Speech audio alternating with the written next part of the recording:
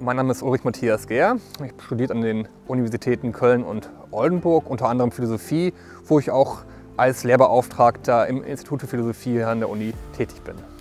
Eine gute Lehre muss verschiedenen Aspekten gerecht werden. Zum einen geht es natürlich auch darum, die jeweiligen Fachinhalte der jeweiligen Wissenschaft zu vermitteln. Die andere Seite ist, dass man in der Wissenschaft und in der Lehre auch nie auf den subjektiven Faktor verzichten kann. Der subjektive Faktor, also die Persönlichkeit der Studierenden selbst und deren Forschungshaltung, diese zu befördern und auch deren Interessen gerecht zu werden.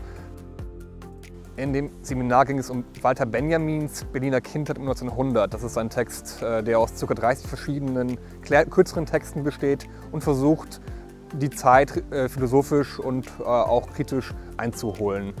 Mein Seminar war orientiert an der forschungsorientierten Lehre. Diese besteht aus 3 Phasen. Erst kommt man zu einer gemeinsamen Fragestellung und erarbeitet sich gemeinsam die Inhalte.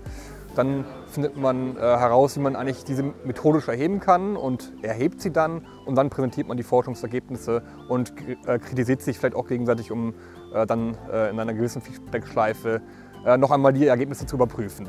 Bei mir sah das dann so aus, dass wir in das Walter-Benjamin-Archiv in Berlin gefahren sind. Es ist ja gar nicht immer so einfach, diese 3 Phasen auf die Geisteswissenschaft, auf die Philosophie anzuwenden, weil die eigentlich eher vielleicht in den Naturwissenschaften plausibler sind, wo man Experimente durchführt etc.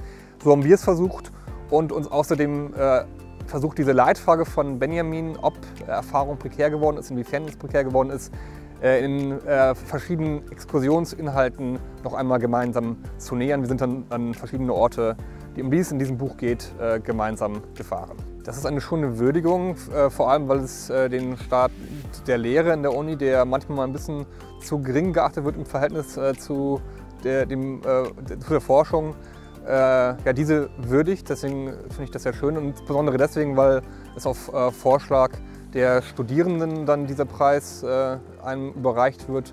Und insofern ist es natürlich auch erstmal eine schöne Rückmeldung von Studierenden, dass das, was man da gemacht hat, irgendwie vielleicht auch ganz gut gewesen ist.